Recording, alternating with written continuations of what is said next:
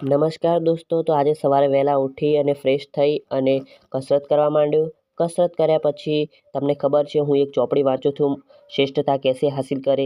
તો એ ચોપડી વાંચી એના પછી કારણ કે મારે પેપર છે કાલે એટલા માટે મેં પેપર માટે વાંચવાનું શરૂ કરી દીધું.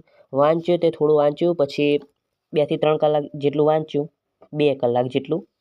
ઓકે, અને પછી થોડો ફરી આવ્યો. ફરી આવીને થોડું બીજું બધું કામ કર્યું. પછી બપોર થઈ ગઈ, સૂઈ ગયો. સૂઈ ગઈને પછી ફરીથી ઉઠ્યો, થોડું વાંચ્યું કારણ કે પેપર છે એટલા માટે વાંચવાનું ને એવું બધું જ રિપીટ કરતો રહું છું.